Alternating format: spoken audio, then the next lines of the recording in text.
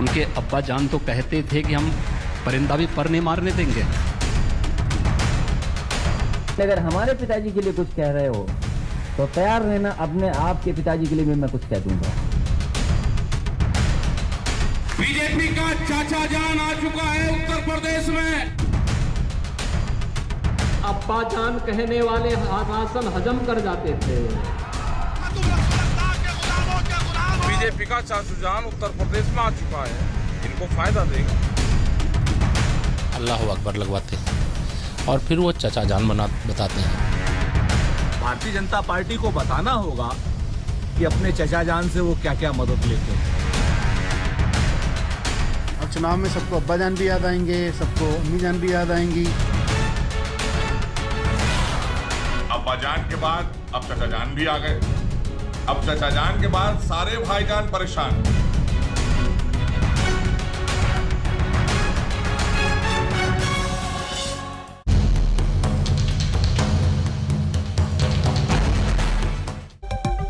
नमस्कार, शाम के 7 बजने को है। देश के सबसे विश्वसनीय नंबर 1 शो शंखनाद में आप सभी का स्वागत है। मैं हूं आपके साथ चित्रा त्रिपाठी। जान है तो सियासी जहान है। यूपी की सियासत में अब यही नारा बुलंद है। अब्बा जान भाईजान के बाद अब सियासत में चचा जान और अम्मी जान की एंट्री हो चुकी है। राकेश टिकैत ने ओवैसी को बीजेपी का चचा जान बता दिया है, जिस पर अब घमासान मच चुका है। बात किसान आंदोलन की थी, लेकिन ओवैसी को बीच में लाकर राकेश टिकैत उस लिस्ट में शामिल हो गए हैं जिसमें जान नाम की पॉलिटिक्स चल रही है।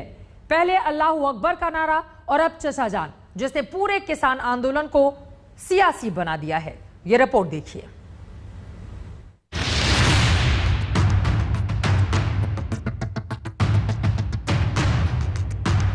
ये यूपी की सियासत का खेल है।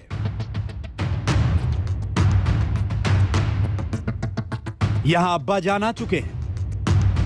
अब्बा जान कहने वाले राशन हजम कर जाते थे। चचा जान की भी एंट्री हो चुकी है। बीजेपी का चाचा जान आ चुका है उत्तर प्रदेश में। बीजेपी का चाचा जान उत्तर प्रदेश में आ चुका है, इनको फायदा देगा। सियासी अम्मी जान भी तैयार हैं। अब चुनाव में सबको अब्बा जान भी याद आएंगे, सबको अम्मी जान भी याद आएंगी। लैला है, मजनू है। ओवैसी किसकी लैला है और कौन उनका मजनू है? अब्बा जान के बाद अब चाचा जान भी आ गए। अब चाचा जान के बाद सारे भाईजान परेशान। ये तैयारी है 2022 के चुनाव की। ये खेल है देश के सबसे बड़े सूबे का, जिसे 2024 का सेमीफाइनल माना जा रहा है। ये चुनाव सिर्फ लखनऊ की सियासत नहीं तय करता, ये दिल्ली की गद्दी का फैसला भी करता है। यहाँ सारे हथकंडे अपनाए जाते हैं, सारे पैंतरे अपनाए जाते हैं। आजकल यहाँ हिंदू मुसलमान का खेल चल रहा है, जिसमें जान वाला ट्रेंड चल रहा है। इस सियासी जंग में अब किसान नेता राकेश टिकैत की एंट्री हो चुकी है, जिन्हें ओवैसी में बीजेपी के चचा जान नजर आ रहे हैं। बीजेपी का चाचा जान आ चुका है उत्तर प्रदेश में। ओवैसी नाम का इनका चाचा जान है, बीजेपी का चाचा जान, और आ चुका है उत्तर प्रदेश में। उसका सहारा लेंगे, उसको फुल आशीर्वाद है। वो गाली देगा, ये कोई मुकदमा दर्ज नहीं करेंगे। राकेश टिकैत ने ओवैसी पर तंज मारा तो एआईएमआईएम कहां चुप रहने वाली थी। किसान आंदोलन को पूरा सियासी बता दिया। वहीं टिकैत की पॉलिटिकल एंट्री का मुद्दा उठा लिया। आज राकेश टिकैत जी बड़े हिमायती हो गए हैं और मुझे नहीं मालूम कि इनके पीछे कौन लोग हैं, लेकिन हाँ ये तो हकीकत है कि इनके पीछे वही नाम निहाद सेकुलर पार्टियां हैं जो हमें आज से नहीं लगभग 5-7 सालों से हमें बीजेपी का एजेंट कह रही हैं उत्तर प्रदेश के अंदर। खैर हमें इससे कोई फर्क पड़ने वाला नहीं है। कौन किसका आदमी है, सियासत इस पर तेज हो चुकी है। एआईएमआईएम टिकैत को बीजेपी का एजेंट बता रही है, तो वहीं बीजेपी टिकैत पर हमलावर हो गई। 2017 का जो चुनाव था विधानसभा का और 2019 का, इसमें आप भारतीय जनता पार्टी के लिए काम कर रहे थे और बीजेपी को जिता रहे थे, और पिछली सरकार को हरा रहे थे, बीजेपी को जिता रहे थे। 2022 के चुनाव में तय हो जाएगा कि राकेश टिकैत साहब बीजेपी की पिच पर बीजेपी के गेंद और बल्ले के साथ खेल रहे हैं। राकेश टिकैत सियासत में हाथ आजमा चुके हैं और मुंह की खा चुके हैं। पहले भी चुनाव लड़े हैं, हर बार बुरी तरह पराजित हुए हैं। अब किसान आंदोलन के नाम पर अपने लिए राजनीतिक जीवन तलाशने का प्रयास कर रहे हैं और इसीलिए बार बार उनकी जबान पर राजनीति आ जाती है। आज वो असदुद्दीन ओवैसी के बारे में बात कर रहे हैं, लेकिन राकेश टिकैत ये जान ले, कितना भी प्रयास करें उत्तर प्रदेश में योगी आदित्यनाथ जी को हिला भी नहीं पाएंगे। वहीं डिप्टी सीएम केशव प्रसाद मौर्य ने समाजवादी पार्टी और किसानों को ओवैसी की बंदूक बता दिया।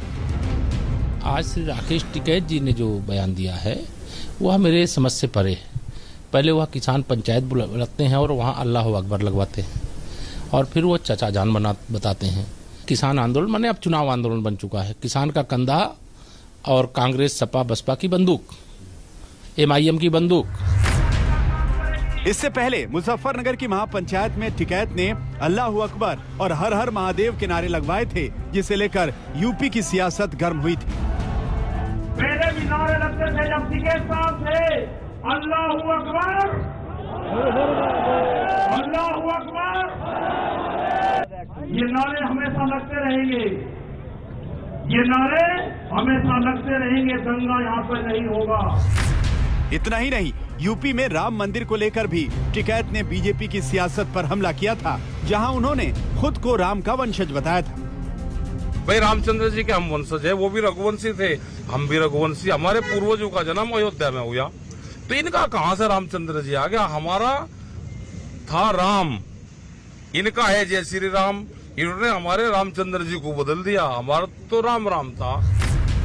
बात जब यूपी की हो तो धर्म जाति का तड़का लग ही जाता है। मौसम चुनावी है, ऐसे में किसान आंदोलन को लेकर सियासी मंचों पर अब धर्म युद्ध छिड़ चुका है। आज तक ब्यूरो। यूपी की सियासत में जान का खेल चरम पर है। योगी आदित्यनाथ एसपी के लिए अब्बू जान का इस्तेमाल करते हैं तो कोई भाईजान का मुद्दा लेकर मैदान में उतर जाता है। इस बीच सियासत में अम्मी जान की भी एंट्री हो गई है, जिसे लेकर आम आदमी पार्टी मैदान पर उतर चुकी है। यही वजह है कि हम कह रहे हैं कि यूपी में जान है तो सियासी जहान है।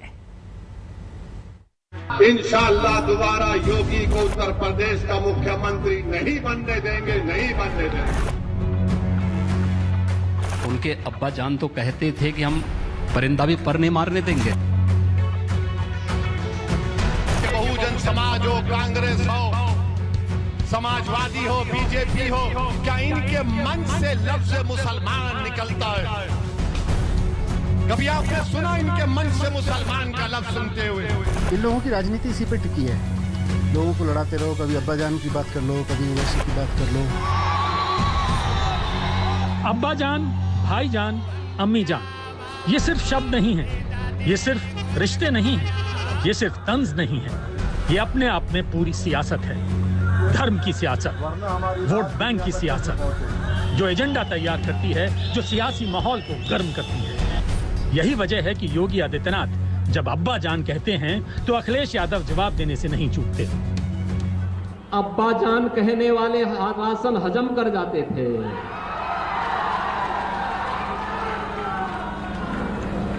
तब कुशीनगर का राशन नेपाल पहुंच जाता था, बांग्लादेश पहुंच जाता था, और आज कोई इन गरीबों का राशन निकलेगा तो राशन तो नहीं निकल पाएगा, लेकिन जेल जरूर चला जाएगा। भारतीय जनता पार्टी की सरकार का जाना तय है और इसीलिए सरकार के मुखिया की भाषा बदल गई। उनके अब्बा जान तो कहते थे कि हम परिंदा भी पर नहीं मारने देंगे।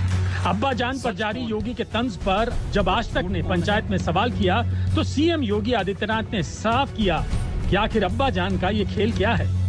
अयोध्या में राम जन्मभूमि के भव्य मंदिर निर्माण का कार्य शुभारंभ हो चुका है। उनके अब्बा जान तो कहते थे कि हम परिंदा भी पर नहीं मारने देंगे। हमारा आपका मुद्दों पे झगड़ा हो सकता है, लेकिन अगर हमारे पिताजी के लिए कुछ कह रहे हो तो तैयार रहना अपने आप के पिताजी के लिए भी मैं कुछ कह दूंगा।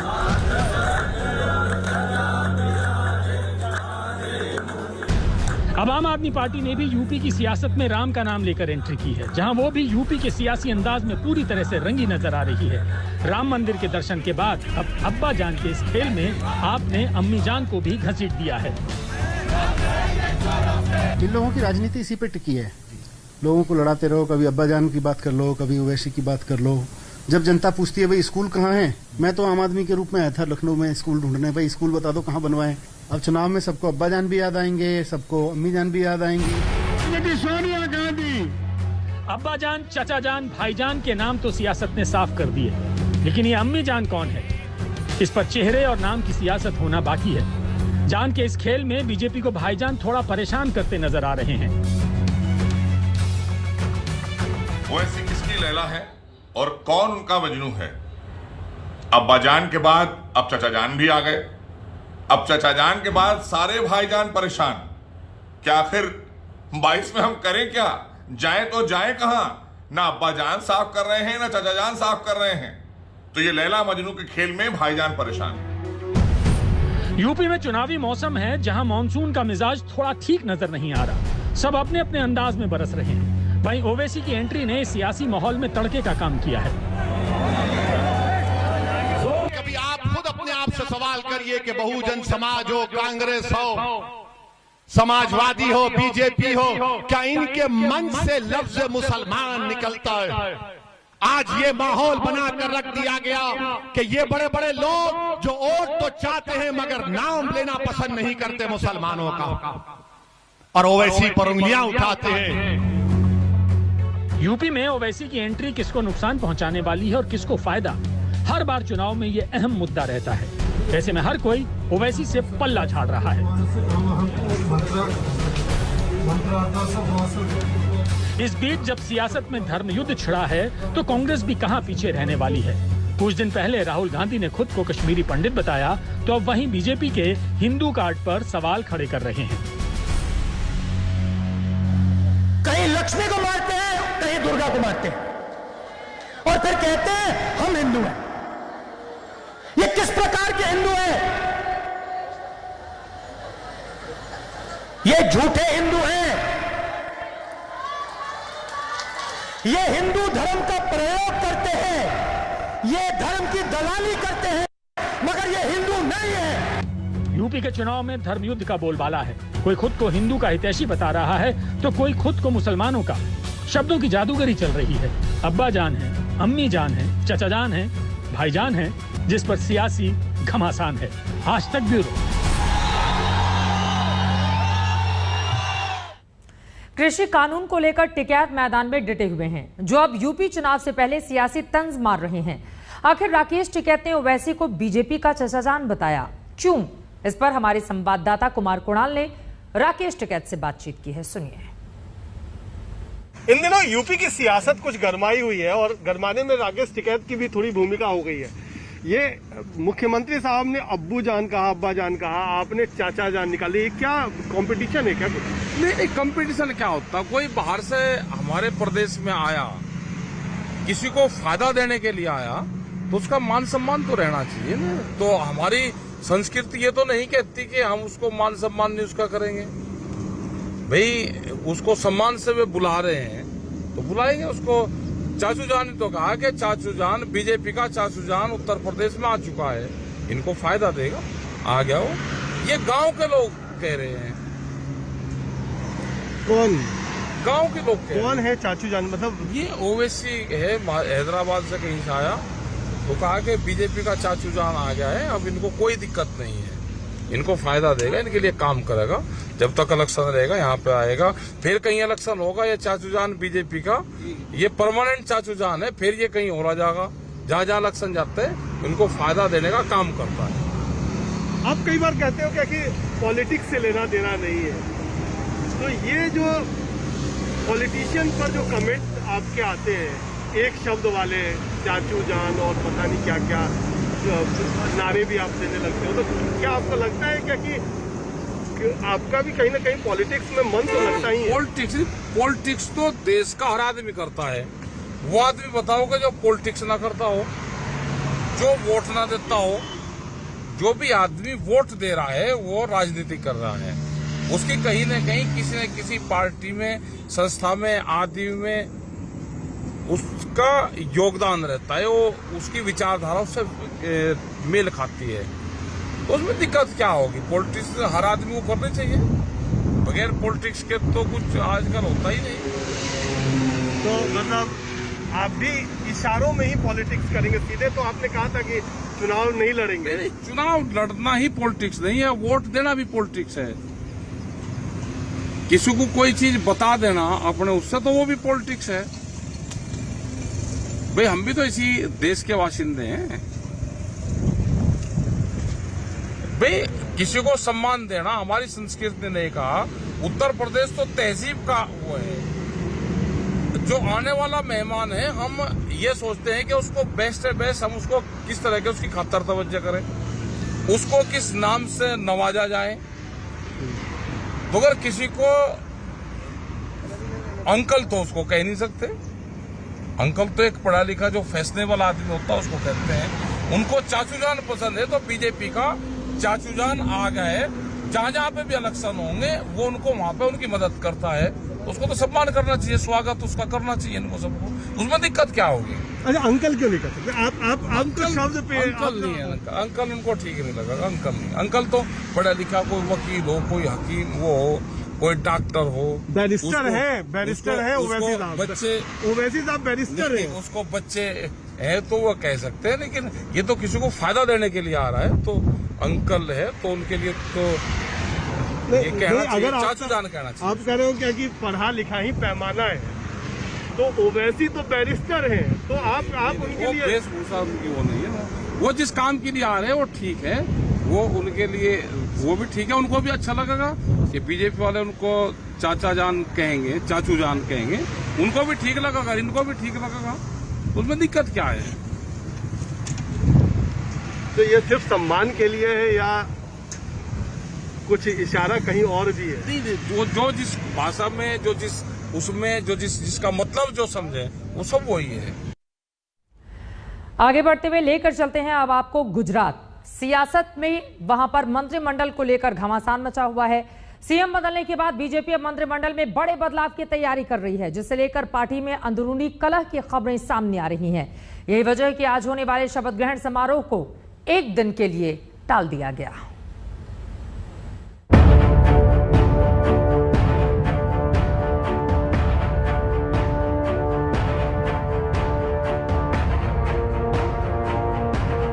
रूपाणी के इस्तीफे ने सबको चौंकाया। नए सीएम के चेहरे ने सबको चौंकाया। क्या अब गुजरात का नया मंत्रिमंडल भी चौंकाने वाला है?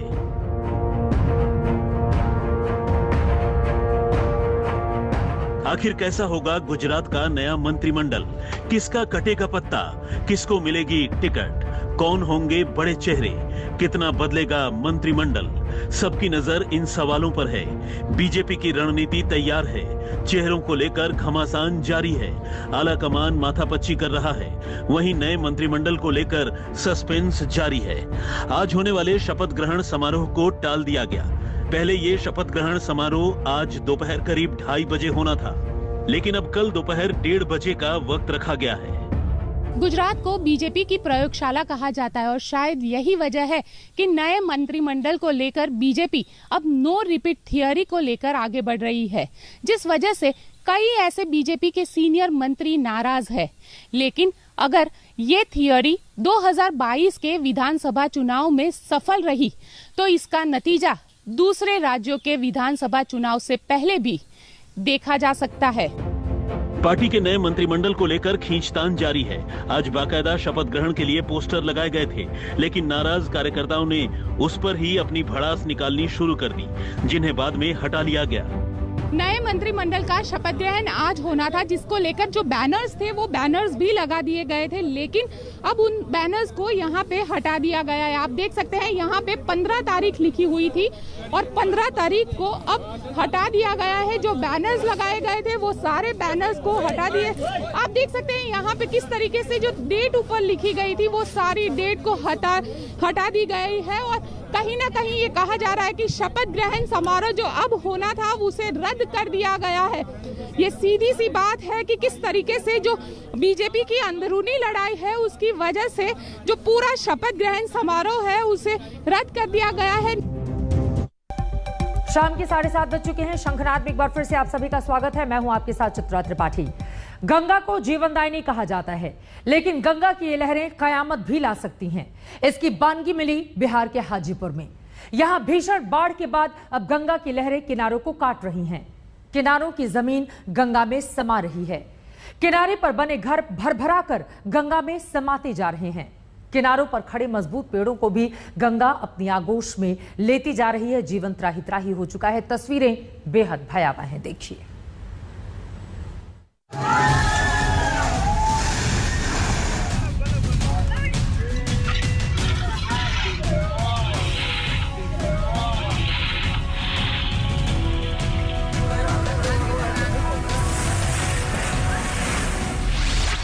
गंगा ने दिखाया रौद्र रूप।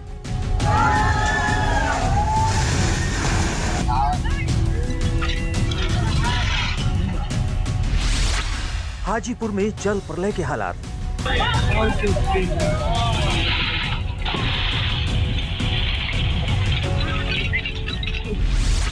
गंगा किनारे कयामत का मंजर।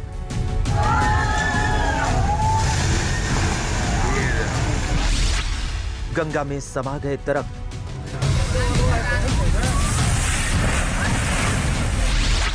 गंगा में समा गया घर-बार।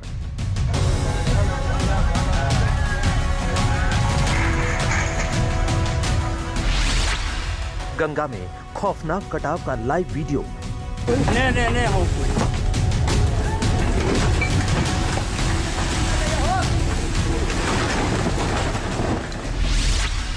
गंगा में समाते घरों का लाइव वीडियो।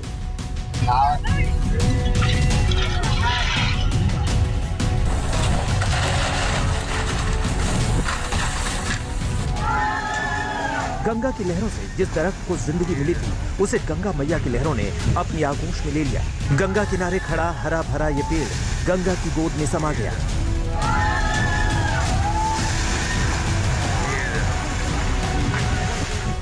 गंगा की लहरें तो जैसे सब कुछ अपने आप में समेट लेने के लिए आमादा है। गंगा में उफान क्या आया, गंगा किनारे खड़े पेड़ों की शामत आ गई। देखिए एक और पेड़ कैसे गंगा की लहरों में समा गया।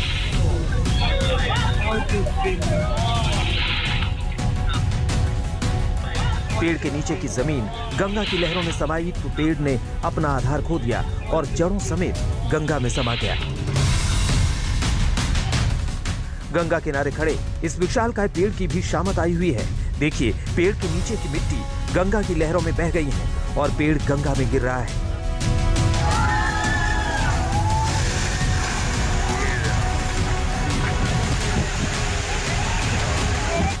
हम आपको बता दें कि ये तस्वीरें हम आपको स्लो मोशन में नहीं दिखा रहे हैं, ये बिल्कुल लाइव तस्वीरें हैं। देखिए पेड़ के नीचे से पहले मिट्टी धीरे धीरे खिसक रही है। पेड़ हिलने लगता है, अपनी जड़ों पर तने रहने की ताकत खो रहा है और देखते ही देखते ये पेड़ गंगा में छपाक से गिर पड़ता है।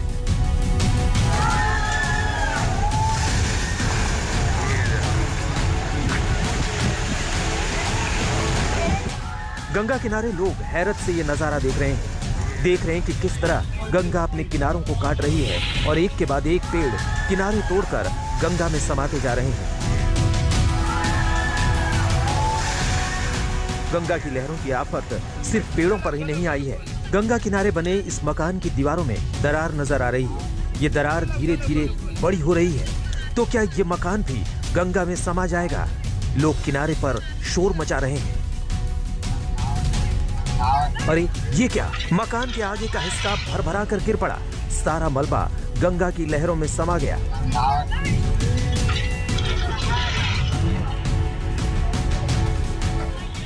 बात यहीं खत्म नहीं होती, पिक्चर अभी बाकी है। मकान के पीछे का हिस्सा भी भरभरा रहा है और ये देखिए ये हिस्सा भी गंगा में समा गया।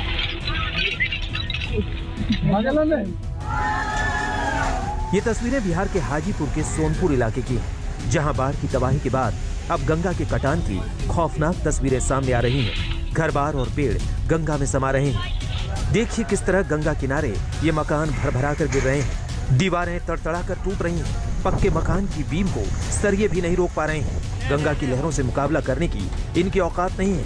लहरों के आगे ये इमारतें भी बेबस हो गई हैं। गंगा में समाने के अलावा इनके पास कोई चारा नहीं है। गंगा के खौफनाक कटाव में इस तरह से दर्जनों मकान और पेड़ समा गए। लेकिन सबसे हैरान करने वाली जो तस्वीर है, अब जरा उसे देखिए। धरती फटने की कहानियां तो आपने बहुत सुनी होगी, लेकिन देखिए किस तरह धरती यहां फट रही है। गंगा की लहरों ने अपने किनारों को नीचे से जैसे चाल दिया है। देखिए किस तरह ये किनारा कट रहा है। जमीन धीरे धीरे फटकर नीचे धंस रही है।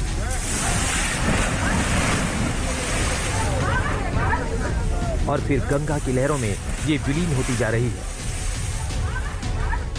हाजीपुर में सोनपुर के सबलपुर के पछियारी टोला में गंगा की लहरों ने अपना रौद्र रूप दिखाया तो दर्जनों मकान और पेड़ इसी तरह से टूट टूट कर गंगा की लहरों में समाने लगे।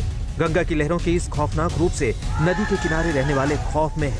जिस तरह गंगा किनारे विध्वंसक कटान हुई है, ये मंजर यहाँ के लोग दशकों तक नहीं भुला पाएंगे। संदीप आनंद, हाजीपुर, आज तक। गुजरात के जामनगर, जूनागढ़ और राजकोट में कुदरत का कोप बरस रहा है। 4 दिन की मूसलाधार बारिश और नदियों के उफान ने जामनगर और जूनागढ़ की हालत खस्ता कर दी है। बारिश थम गई है, लेकिन यहाँ गांव के गांव डूबे हुए हैं। शहर में भी कई मोहल्लों के घरों की जो पहली मंजिल है वो जलमग्न हो गई है। सैलाब ने यहाँ की जिंदगी को मानो जहन्नुम बना दिया हो।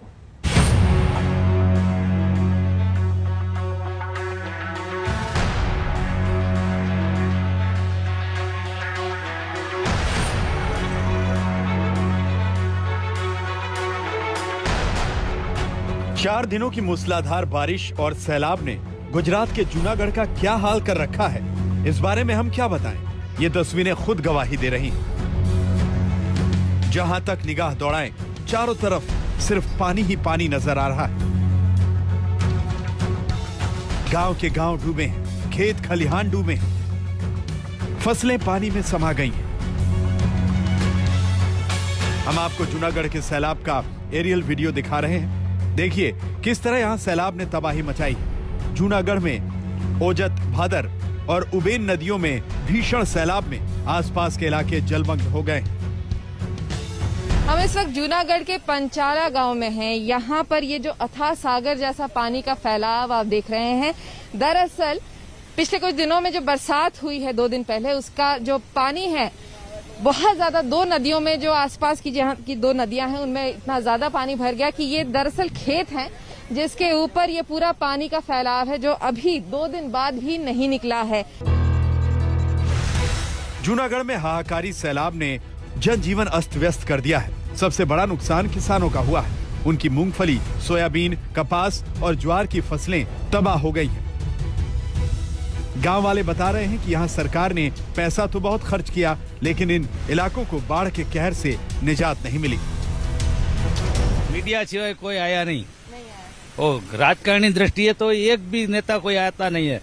वो खर्चा किया है लाखों रुपया का, वो ओजत नदी का, वो खाली बिनवारसी खर्चा किया पुरता, वो उपयोग नहीं है, क्योंकि वो नदी बिल्कुल खत्म हो गई। जूनागढ़ के गेट विस्तार में तबाही का जरा ये मंजर देखिए। यहाँ कयामत का मंजर नजर आता है। घरों में कमर भर से लेकर गले तक पानी लगा हुआ है। महिलाएं भी कमर भर पानी में अपने घर के बाहर खड़ी और मदद का इंतजार कर रही। देखिए ये घर किस तरह पानी में डूबे हुए हैं। घर का सारा सामान डूबा है। घरों के बर्तन पानी में बह रहे हैं।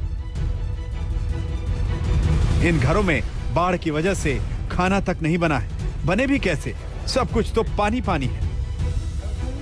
ऐसा लग रहा है जैसे जूनागढ़ में कुदरत का कोप बरस रहा है। गांव के गांव जलमग्न हैं। लोग अपने घरों में कैद हैं। एनडीआरएफ की टीमें राहत और बचाव के लिए जुटी हैं। वंथली तहसील के तमाम इलाके इसी तरह जलमग्न हैं। वंथली के संतालपुर गांव में खेतों में एक परिवार पानी में फंस गया। इस परिवार के साथ 4 छोटे बच्चे भी थे। कड़ी मशक्कत के बाद इनकी जान बचाई जा सकी। जूनागढ़ में सैलाब ने लोगों की हालत खराब कर दी है। सड़कों पर घुटने भर पानी भरा, जहां या तो नाव चल सकती है या फिर ट्रैक्टर। जगह जगह सड़कें भी टूट गई हैं। ऐसे ही एक सड़क पर एक बस निकल रही थी, लेकिन उसका अगला हिस्सा सड़क में बने गड्ढे में समा गया। बस बीच सड़क फंस गई। और ये तस्वीरें जामनगर की हैं। यहाँ सैलाब ने किस कदर तबाही मचाई है। सैलाब में जानवर बह रहे हैं, कहीं भैंस बह रही है, कहीं कुत्ता सैलाब की लहरों में फंसकर अपनी जान बचाने की कोशिश करता दिख रहा है। बाढ़ और बारिश ने जामनगर का हुलिया बदल दिया है। अभी भी तमाम इलाकों में घर डूबे हैं। घरों की पहली मंजिल तक पानी में डूबी हुई है। मैदान में खड़े ट्रक भी पूरी तरह पानी में डूब चुके हैं। 4 दिनों तक अनाज पानी में डूबा रहा तो उसको फेंकने की नौबत तक आ गई।